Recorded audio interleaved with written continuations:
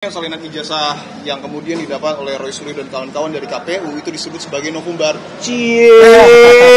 Ada novum itu kan dari yang kemarin-kemarin saja. Jadi gini loh ya teman-teman, aku jadi ketawa sedikit. Kenapa? Itu bukan novum. Yang dinamakan novum itu adalah bukti baru.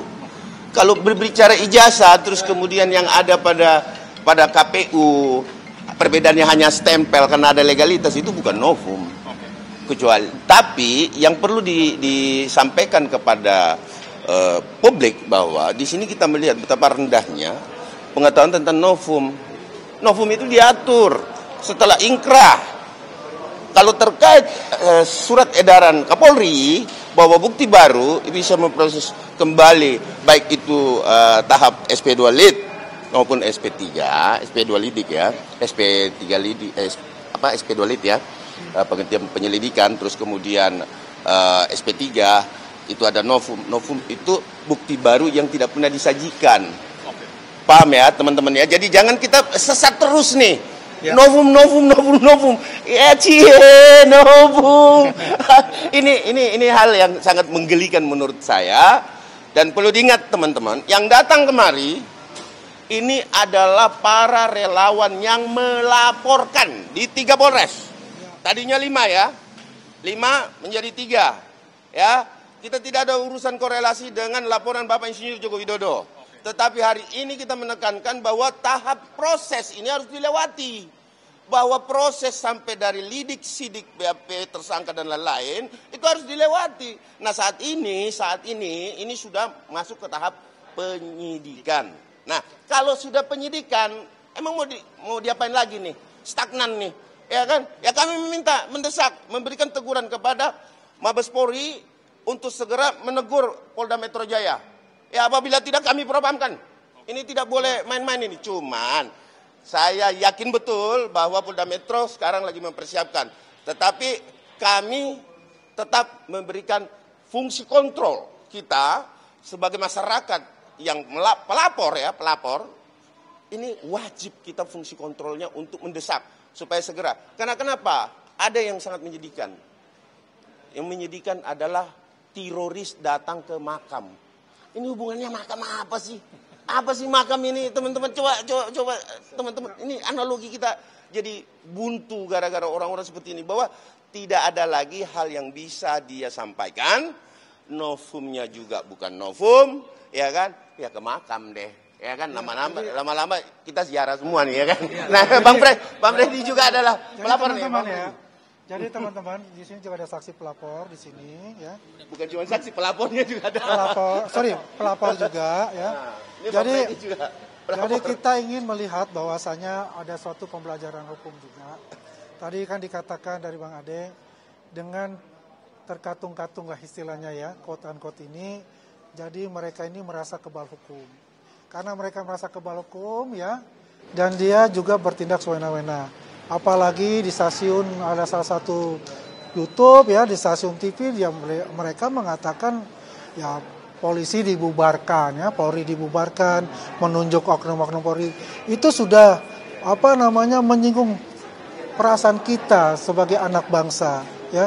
Apalagi mereka tidak percaya dengan namanya institusi negara. Ini bermasalah yang sangat besar buat kita. Dan kita ini mendukung penuh kepada Mabes Polri, mendukung penuh kepada Polda Metro Jaya. Dan saya yakin dengan jumlah dari yang namanya alat bukti, saksi pelapor dan saksi ahli, ya itu lebih dari 100. Ini cukup membuktikan bahwasanya 1000% mereka ini teroris ini dapat dikatakan tersangka. Nah, pelapor. Saya sebagai pelapor itu. Kami ya mundur dikit. Maju.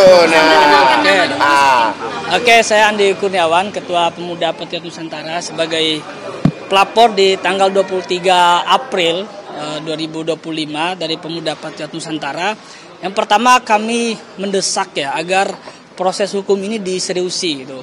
Karena kami melihat kian hari itu berseliweran di berbagai media sosial, berbagai platform media itu, bahwa kasus ini seolah-olah seorang mantan presiden kita, seorang presiden 2 periode itu memiliki ijazah palsu.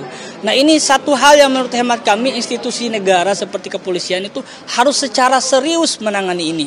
Sehingga kami desak agar proses hukum ini betul-betul berjalan secara profesional dan serius. Itu satu. Yang kedua, kami juga mendorong gitu. Dalam menghadapi berbagai isu yang berseliweran di media sosial dan lain sebagainya, yang kita kan bisa lihat tuh, banyak berita-berita bohong yang kemudian muncul, hoax yang muncul tuh. Maka kami dorong agar dan secepatnya akan dibentuk ya Des Teroris namanya. Des Teroris ini untuk mengantisipasi ya dan menghadapi berbagai isu-isu yang kami duga banyak hoax yang disampaikan oleh Dr. Tifa, oleh Roy Suryo, oleh Rismon CS gitu. Kami akan bentuk Des Teroris gitu. Des Teroris ya. Gitu. Teroris itu. Sehingga kami berharap teroris itu singkatan dari Tifa, Roy, Suryo dan Rismon. Gitu. Nah, maka dalam waktu dekat itu kami akan membentuk itu, dan kami berharap ya Mabes Polri lewat atensi institusi itu kemudian memberikan atensi kepada Polda Metro Jaya agar kasus ini ya secara serius kemudian ditangani.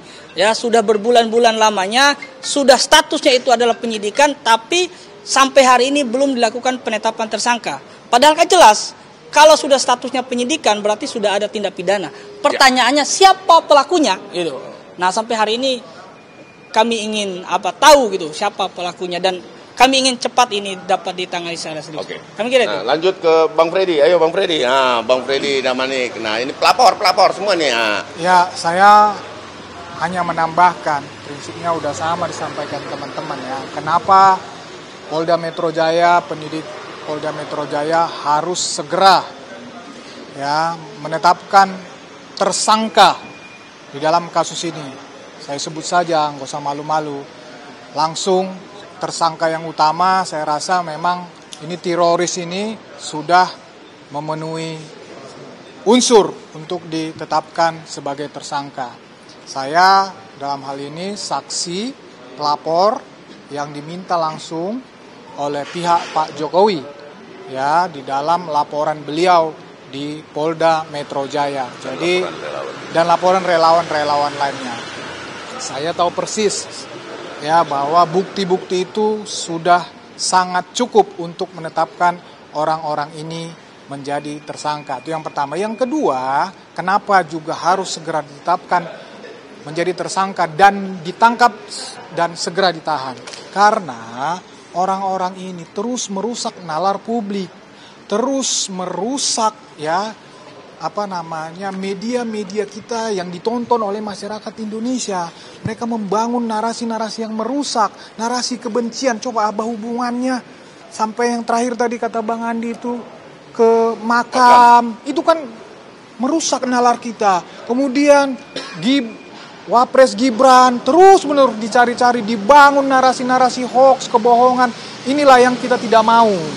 Ya, jadi dengan segala hormat kepada Polda Metro Jaya, kepada Mabes Polri, ya kami meminta segera tetapkan teroris ini menjadi tersangka, segera tangkap mereka, tahan mereka, karena memang mereka merusak nalar publik, mereka merusak media wacana, semua di media-media kita. Mereka, apapun yang mereka sampaikan narasinya, semua tidak ada yang benar. Semua narasi-narasi kebohongan. Saya tambahkan lagi tadi mengenai bukti baru. Kita semua masyarakat Indonesia sudah dipampangkan bahwa waktu Bareskrim Mabes Polri menggelar itu sudah diperiksa dari KPU, itu dokumen sudah diambil dari KPU. KPU-nya sudah diperiksa juga, sudah ditanyain tentang dokumen itu. Sekarang publik dibohongi lagi. Ini yang kalau terus-menerus seperti ini, nanti besok dibangunnya lagi wacana, ditemukannya lagi entah apa, dibangun lagi wacana-wacana yang besar.